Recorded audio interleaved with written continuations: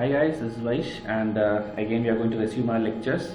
If you know, all our lectures were anyway free only, and we don't advertise any of our lectures. Okay, nothing, none of the lectures are monetized, and not even like advertisement will keep popping up. Okay, only if you see some advertisement, it will be there only in the other videos, which is the non-lecture part. Okay, maybe we are launching a test series or something like background music we have put for something.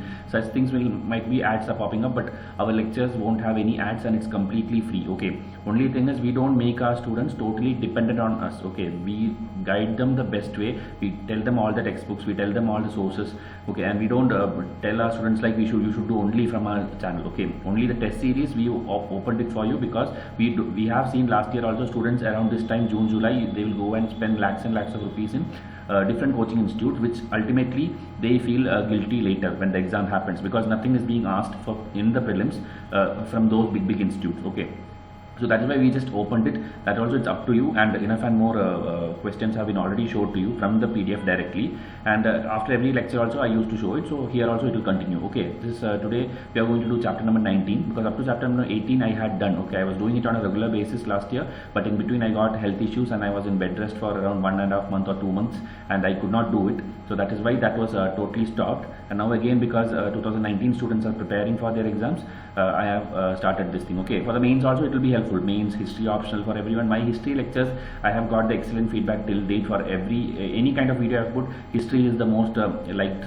thing by students. Okay, spectrum was completed fully, ancient history is done, NCRTs of history is done. Whichever is pending, I'll take it from there where we stopped, and we are going to continue. Okay, so give your feedback and comments as usual, because that helps me make more and more videos. Okay, here again I want to tell you something. It's not going to be regular. I may not make like daily 3 videos or daily one video. Maybe there will be a gap. I don't want to promise you any schedule, but it will be done. Okay, because whenever we deliver, we'll deliver with quality only. So as and when we have the feasibility, we will be delivering lectures. So today, chapter number 19, the Gupta kings, which is a very small chapter actually, because only the the three top kings of this kingdom is being discussed.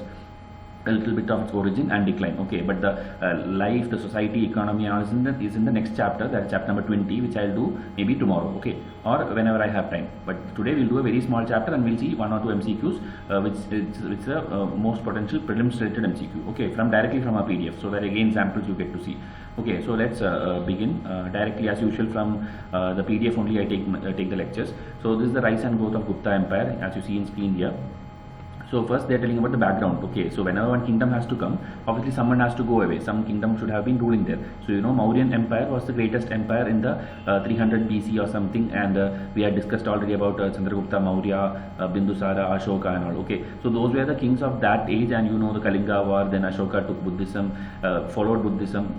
So those kind of things we have learnt already. Okay, and now after that, after Mauryans broke up, or the whole kingdom was over, 2 major kingdoms came up, which also we discussed in the previous chapters, Satavahanas and the Kushavanas. Okay, so Satavahanas is in South India, in the Andhra region, and Kushanas in the North Indian region. Okay, extending up to Pakistan, Afghanistan, China route and all. Okay, because Kanishka and all was a very strong ruler, we have learnt about it. Okay, so after these two, what happened is, they were the it's mentioned here, stabilizing factor in the Deccan. Okay, Satavahanas were the stabilizing factor there, and Kushanas were maintaining the political unity in the North India.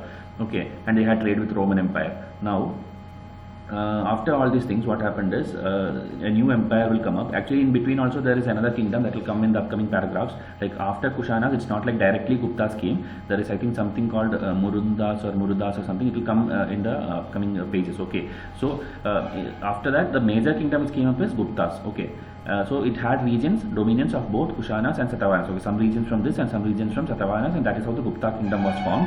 And origin is it's like their Vaishya origin. Okay, it's not Brahman or Kshatriya or something. The Chandragupta or the other kings which came up, they were of the Vaishya origin. The third category in the Varna system in ancient India.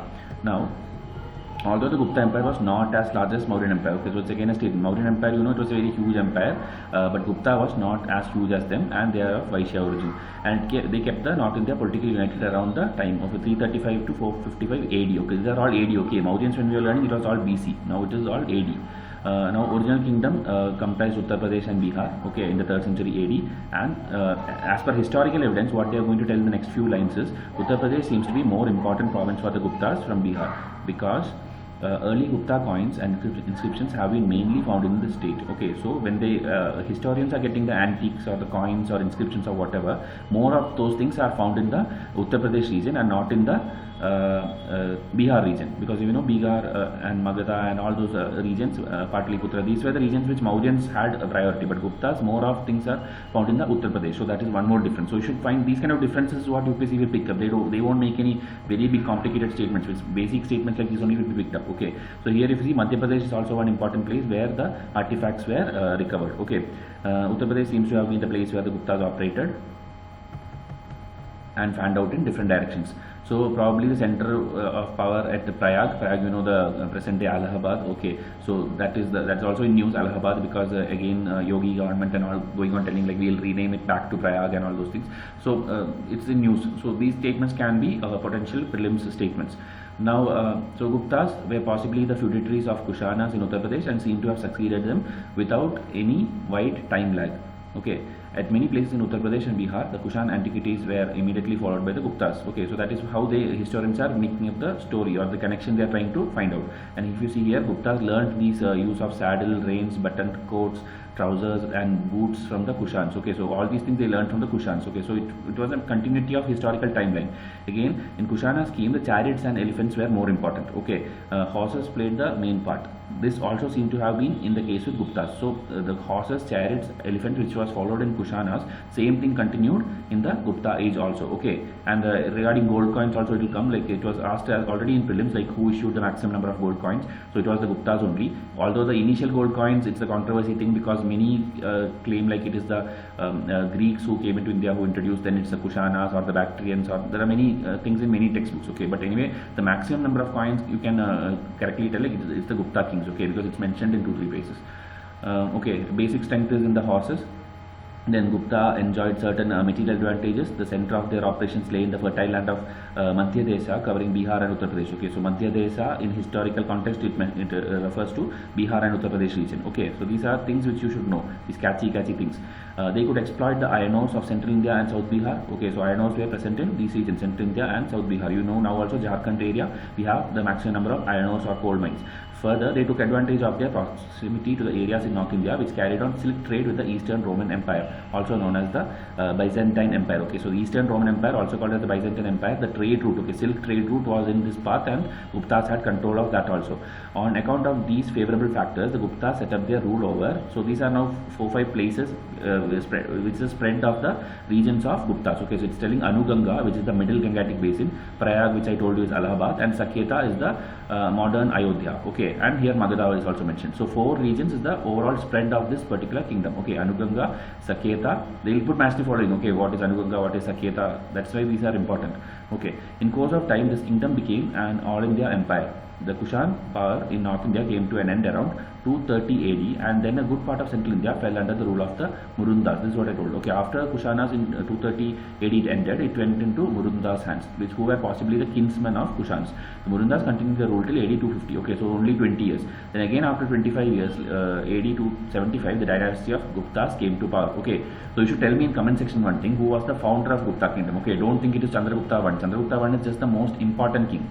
If you see Maurya dynasty, it was Chandragupta Maurya. Okay, another person, the founder. Okay, along with Kautilya, he formed it. Chanakya, Kautilya, whichever name you want to call.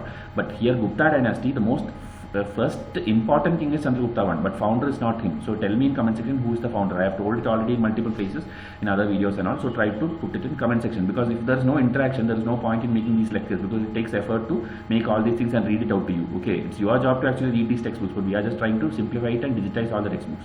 Okay, so he married a Lichavi princess from Nepal, which strengthened his position. Why it strengthened? Because I told you already, these Gupta people were Vaishyans and they are marrying the people from Kshatriya clan. Okay, so it's mentioned here, Kshatriya family. So it will add the prestige, and that is how they became stronger through marriage alliances. Okay, so wars and marriage alliance both were equally important.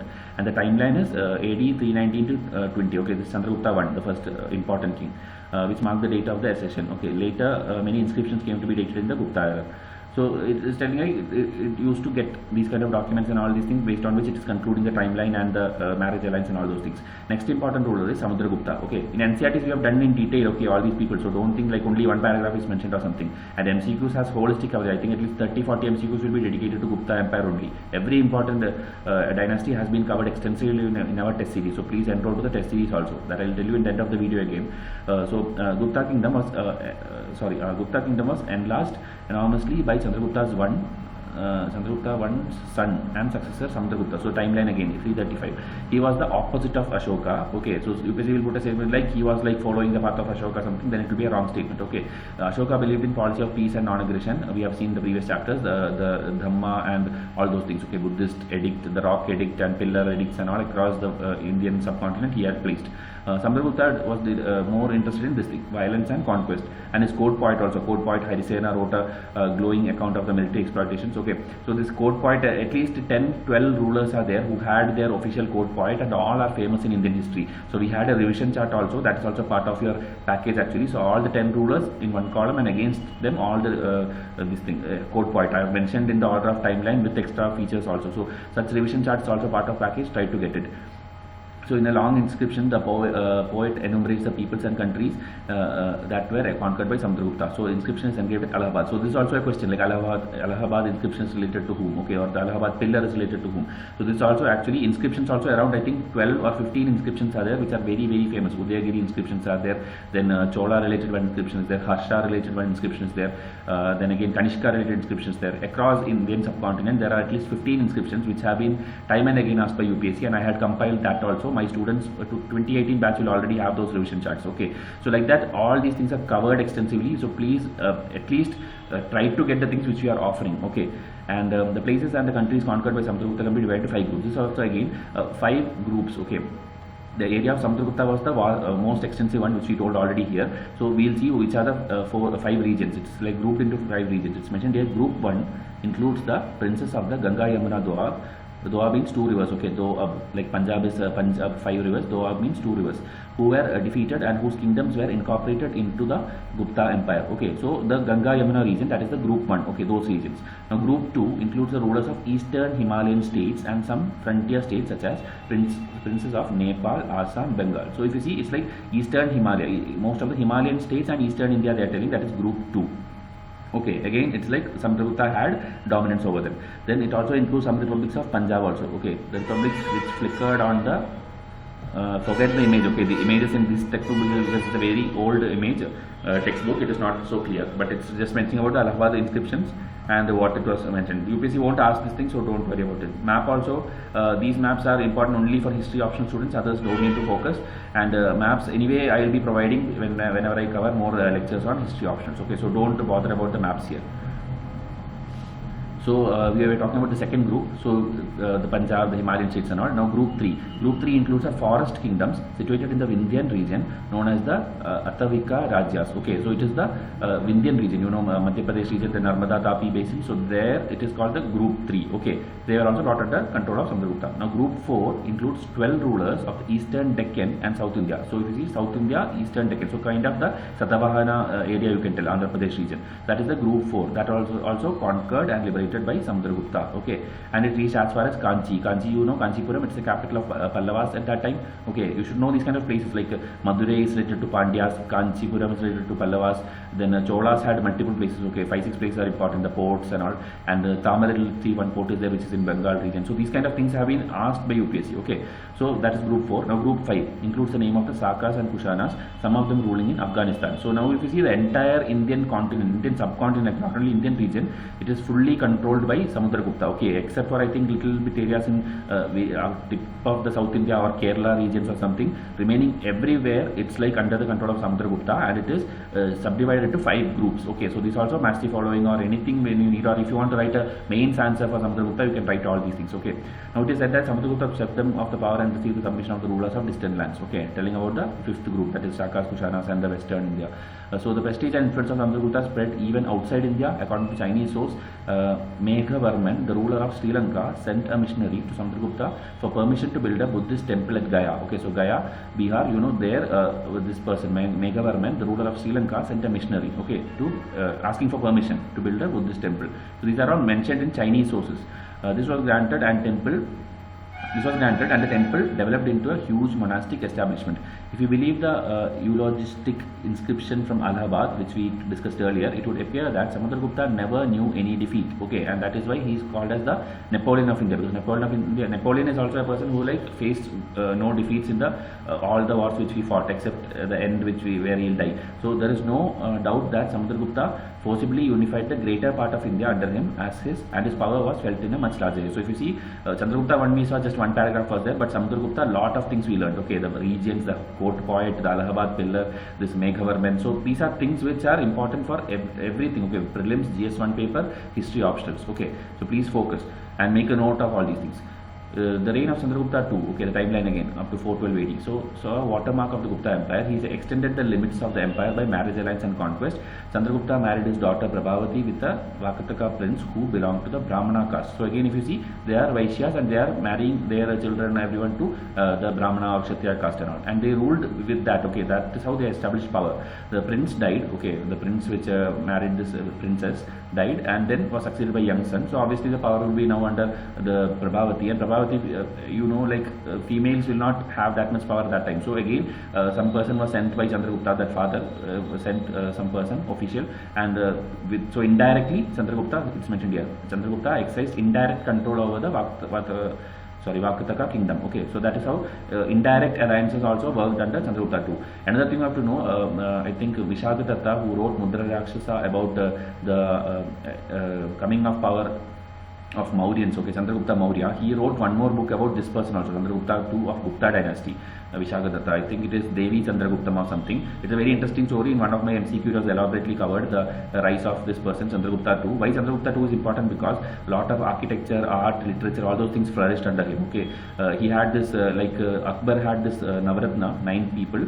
Chandragupta II also had 9 people in his court. Okay, 9 or 8, I don't remember, but that also in a chart I had given, including Kalidasa. Okay, Kalidasa was under his patronage. Okay, Kalidasa, Amarasimha, any famous person around that timeline of Indian history is under Chandragupta II's time only. Okay, 9 people were there, a physician, a historian, an astronomer, astrology, magician, these kind of 9 people were there. It's very important, all the 9 names, it is there in the revision chart, but in this video I am not going to show you, it is part of our package. Okay, so I told you about the alliances and all. Then after that,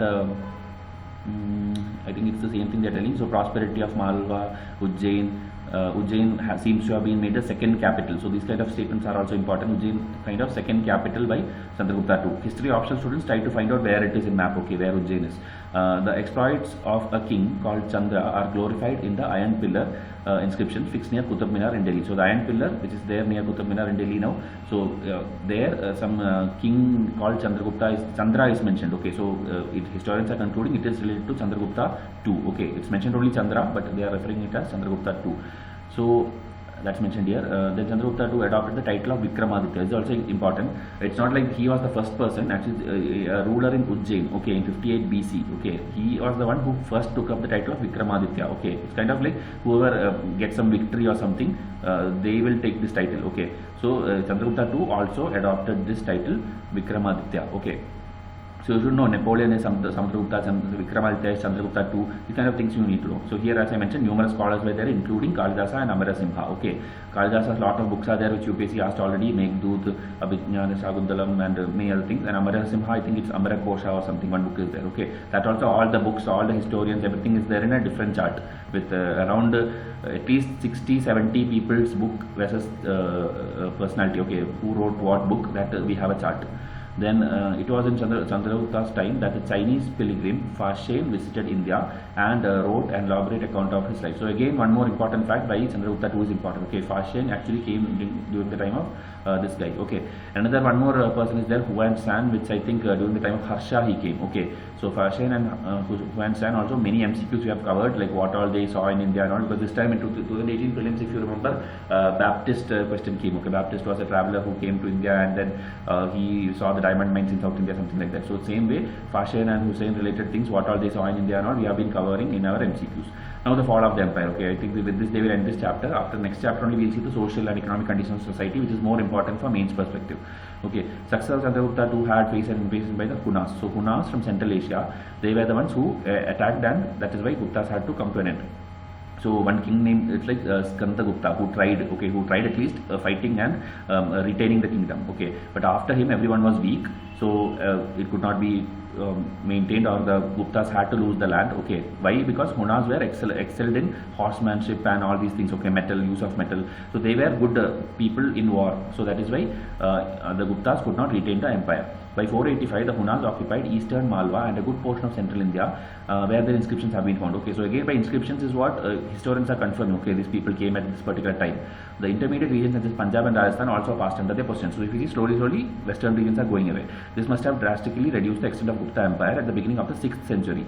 Although the Huna power was soon overthrown by Yashodharman of Malwa, the Malwa prince successfully challenged the authority of the Guptas and set up in 532, okay, it's timeline, okay, 532 AD, pillars of victory commemorating his conquest of almost the whole of North India. Although Yashodharman's rule was short-lived, it must have given a severe blow to the Gupta Empire. So if you see, when these people were entering from outside, Hunas from Central Asia, someone else also tried to fight them, the Yashodharman of Malwa, and he also retained a lot of area. So it's like Guptas are anyway on the losing side only. Okay, whether it's Hunas or whether it's Yashodharman of Malwa, Guptas are losing area and some people are coming into power. Now Gupta Empire was further undermined by the rise of the feudatories. All the kingdoms, if you see, it's like because of feudatories or kinsmen only. Okay, the people under them. Okay, when you learned modern India, the Hyder Ali coming into power in Mysore and all, it's not like Hyder Ali was some warrior or someone. He was also working under someone, but one day he will come and rise to power. Okay, that's how every kingdom has come to power in ancient and medieval history. Okay, modern history also.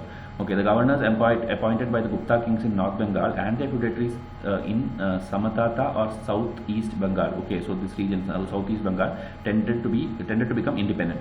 The later Guptas of Magadha established their power in Bihar. Alongside them, the Maukharis rose to power in Bihar and Uttar Pradesh and had their capital Kanauj. So again, one more group is coming up. Maukharis in Kanauj. Kanauj is the capital. Maukharis in Bihar and Uttar Pradesh.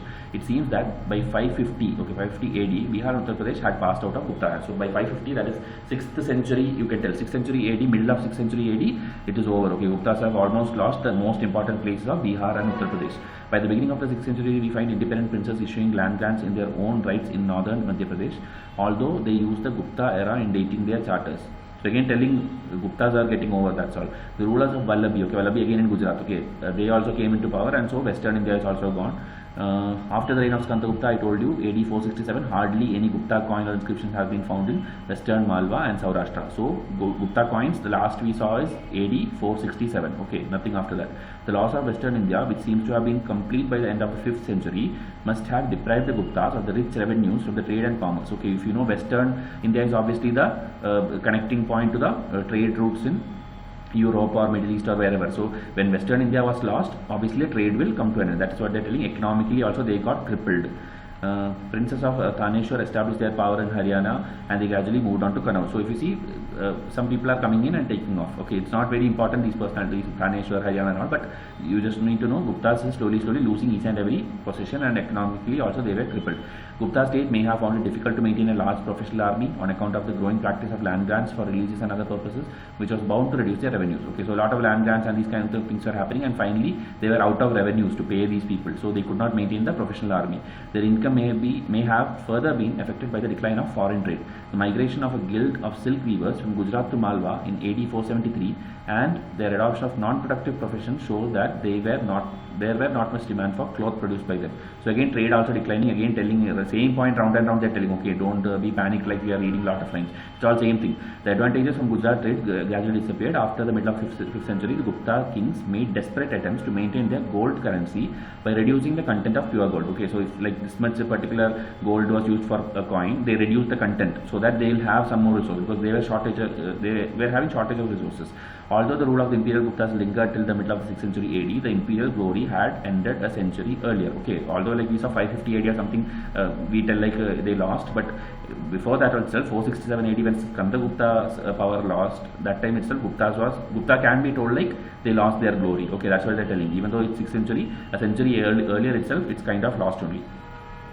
Okay, this chapter had only this much: 3 kings and their rise and fall. So outline the rise and growth of Gupta Empire, enumerate the conquest of Samudragupta. The reign of Samudragupta II was the high watermark of the Gupta Empire. Okay, so this chapter alone cannot give you a perfect answer, but it will give you a lot of points. Already many points I told you. And the NCERT history, NCERT what you learned, that and this if you combine together, you can make good answers for all these things. And don't think these are just NCERT or small textbook questions. Okay, these are exactly the same thing which UPSC will pick and ask, but they won't ask this alone. They will ask like enumerate the conquest of Samudragupta, how is he different from Ashoka, something. They'll put 2-3 statements together. So one question itself will have 2-3 subparts, and that's how you have to write a 150 word or 250 word answer. Okay, so hope this was clear. Now I'll show you MCQs as usual.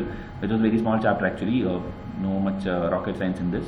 So we'll see. Before that, my Facebook page, please come and join there, because I am getting a lot of subscribers in the last 1 week because of the good quality videos we have put. So along with that, please come and join the Facebook page also, because Facebook I see only I think 1,800 people are there, but in YouTube I have around 10,000 plus people now. Okay, and email ID is this thing: to enroll to test series or any other queries, just ask here. But only to enroll students we are giving full-time support. Okay, so please don't misunderstand that, because we have other people who have paid for our course, so we cannot ignore them just to answer for all the hundreds of queries for the random queries which we get. Okay, anyway we are replying.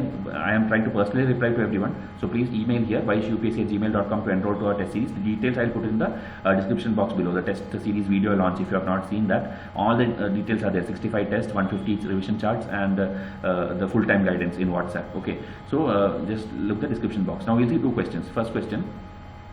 This actually I am going to put it as part of the full test one, which will be launching in July. Okay, it will be only for the paid people, the enrolled people. You will get a mixed test. Okay, the full test, in that static and dynamic both will be there, and this one question is there about Gupta there, so that I have picked up from SHARMA only. So first you have to tell the false statement. That means 3 statements are true. Okay, the false you have to catch. So they were of Vaishyan origin and was established around 275 AD. Okay, they were not as large as the Mauryan Empire. Historical evidence suggests UP region seems to be more important than Bihar regions for the Guptas. Guptas learned the use of saddle, button coat, trousers and boots from the Mauryans. So these are the 4 statements directly picked up from this chapter only. So now, because we just listen to the lecture, it might be easy, but still tell in the comment section. Okay, so that there are some people who like answering every question, and that's a very good sign of a true UPSC aspirant. If you are like in the quest of solving maximum number of MCQ, then you will definitely clear prelims, because at least 10,000 to 20,000 MCQs you should solve. Okay, you will feel this number is very huge, but it is very easy. If you anyway you will join 2-3 test series. Many other tests you will get for free on the internet also. Then many people in video series they are putting. So overall you will get definitely 10,000 to 20,000 MCQs in 1 year time. Okay, I personally have worked on at least 15,000 MCQs last year. Okay, out of which I think 4,700, that is 4,700 MCQs I gave to my students last year, and this year we are giving 6,500 MCQs we are giving, plus many more bonus tests will come later, but everything will apply only for enrolled students. Okay, so that is the first question. Try to answer in comment section which is the false statement. Now one more question from our past test we will take. Ancient history, I think it's set number 1. Okay, that's why set number is not mentioned. MCQ 93. So it's like Samudragupta controlled a vast empire in his regime. Out of the following 5 regions he had controlled, one of them was termed as Atavika Rajyas. Identify the area. So 5 regions he controlled. I showed you group 1, group 2, group 3 and all. So which group was actually called the Atavika Rajyas? Is it the Ganga Yamuna Doab region, or the Kushana Sakas in Afghanistan, Eastern Himalayas and Punjab, Vindhyan regions and the forests there, East Deccan, south up to the Pallavas. So which one was called Atavika region? So if you see, it's directly picked up from R.S. Sharma. So that is why I am telling our MCQs are of high quality. Whichever you are learning, you will definitely get to practice also. So that is why try to answer these two. And I think something else also I asked in between. That's what, who is the founder of this particular Gupta dynasty? 3 questions. Try to answer in comment section. And to enroll, just see the video in the description below and email to me at this particular email ID. Okay. So till I come with the next lecture, thank you and have a nice day.